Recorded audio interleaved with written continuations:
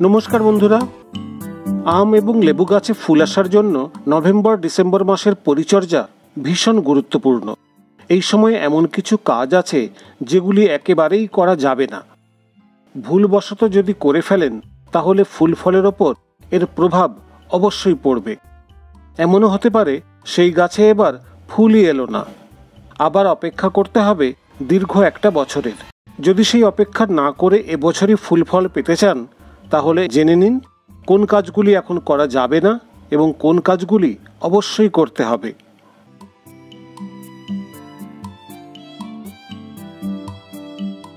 ডিসেম্বরের শেষের দিক থেকে আম গাছে মুকুল আসা শুরু করে আর লেবু গাছে ফুল আসতে দেখা যায় জানুয়ারির শেষের দিকে। মাটির গাছের তুলনায় টবের গাছে একটু আগে ফুল ফল সেট হয়। কমলা কিন্নর তুলনায় মাল্টা মুসাম্বি গাছে আগে আগে ফুল চলে আসে। আর্লি ভ্যারাইটির গাছ হলে সেই গাছে আগে তো ফুল আসবেই।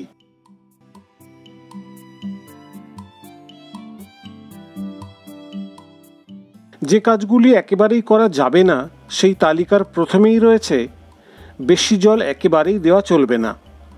এই সময় থেকে টবের গাছে জল দেওয়ার পরিমাণ কমিয়ে দিতে হবে। বছরে অন্যান্য সময় যে পরিমাণ জল দেওয়া হয় এখন তার অর্ধেক করতে হবে। তবে দেখতে হবে টবের নিচ পর্যন্ত যেন সেই জল পৌঁছয়, অর্থাৎ ওভার ওয়াটারিং বা আন্ডার ওয়াটারিং একেবারেই চলবে না। মাটির গাছে জল দেওয়ার সেরকম প্রয়োজন হয় না, তবে গাছের বয়স যদি 5 বছরের কাছাকাছি বা তার কম হয় এবং সেই গাছে এবছর ফল নেবেন বলে ভাবছেন, তাদের ক্ষেত্রে 1-2 বার সেচ দিয়ে মাটি ভিজিয়ে দিতে হবে।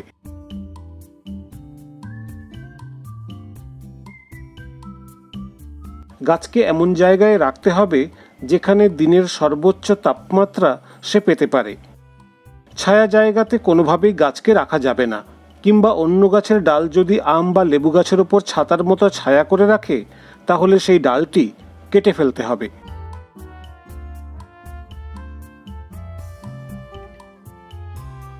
এই সময় থেকে লেবু বা আম গাছে মিক্সড ভারী খাবার দেওয়া যাবে না।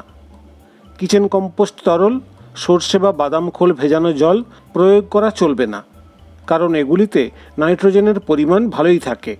রাসায়নিক সার যেমন ইউরিয়া বা ডিএপি ব্যবহার করা চলবে না।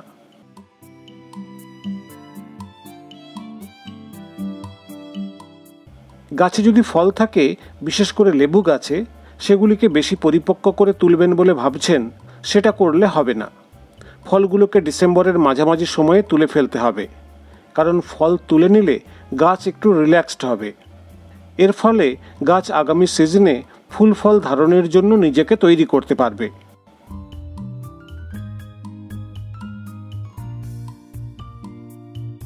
এই সময় আম বা লেবু গাছের ডাল প্রুন করা যাবে না, এমনকি শাখা প্রশাখা বাড়ানোর জন্য আমের পত্রমুকুল খোঁটা চলবে না। সামান্য ঠান্ডার মধ্যে এগুলি এখন সুপ্ত অবস্থায় রয়েছে, এগুলি থেকে পাতা নয়, সময় হলে মুকুল বেরোবে।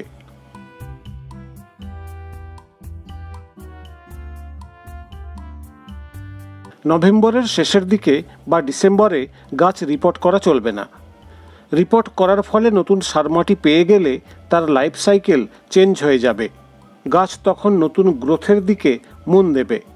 ফুল আসার জায়গায় বেরিয়ে যাবে কচি পাতা, আর কচি পাতা বেরিয়ে গেলে মুকুল আসার সম্ভাবনা অনেকটাই কমে যাবে।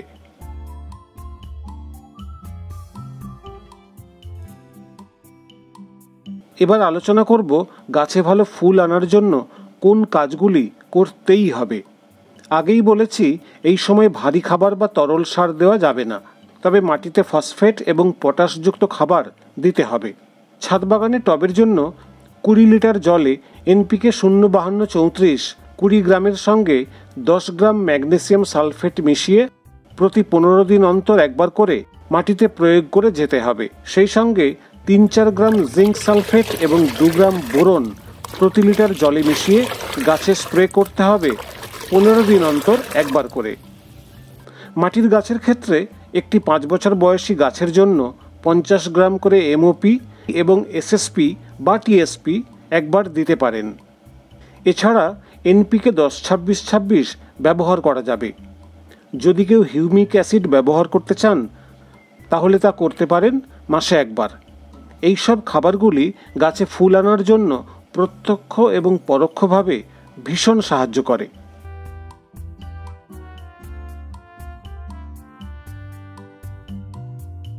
শীতের সময় থেকে শুরু হয়ে যায় ডাইব্যাক এবং আঠা ঝরার মতো মারাত্মক রোগ।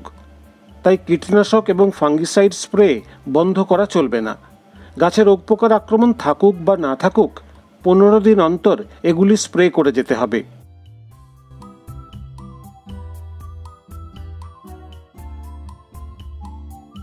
ফল সেট হোক বা না হোক, ফুলের সিজনে কিন্তু আম বা লেবু গাছে ডাল ভেঙে ফুল আসে।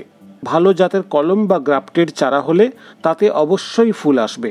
তাই অযথা পিজিআর স্প্রে করার দরকার নেই। তবে যেসব গাছের যথেষ্ট বয়স হয়েছে অথচ ভালো ফুল আসছে না বা এলেও কম পরিমাণে আসছে, তাদের ক্ষেত্রে 15 দিন অন্তর একবার করে যে কোনো একটি পিজিআর স্প্রে করতে পারেন। মোটামুটিভাবে 3 থেকে 4 বার করলেই হবে।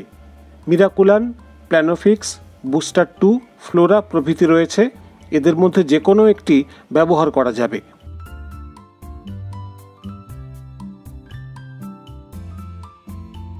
শেষে যে কথাটি বলবো সেটি হলো রুট ট্রিটমেন্ট করতে হবে, বিশেষ করে লেবু গাছে। শীতের শুরুতেই লেবু গাছে খুব ডাল শুকনো হতে শুরু করে। সাধারণত গাছের শিকড় যদি ক্ষতিগ্রস্ত হয় তাহলে সেই গাছ ডাইব্যাকে আক্রান্ত হয়।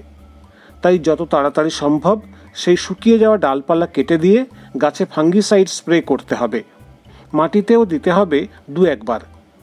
বোর্দো মিক্সচার অথবা কপার বেসড ফাঙ্গিসাইড লেবু গাছের জন্য বেস্ট হবে। আরেকটি কারণেও লেবু গাছের ডাল শুকনো হতে পারে। বেশি পরিমাণ ফুল আনার জন্য আমরা জল দেওয়ার পরিমাণটা এতই কমিয়ে দিই যার ফলে গাছের পাতা যেমন ঝরে যায় তেমনি শিকড় শুকিয়ে যায়।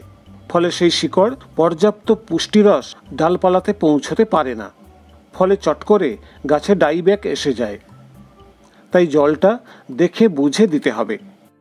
তবে আম গাছের জন্য কপার ফাঙ্গিসাইড না দিয়ে যে কোনো ফাঙ্গিসাইড দিতে পারেন। ব্যবহার করতে পারেন জৈব ফাঙ্গিসাইড ট্রাইকোডার্মাও।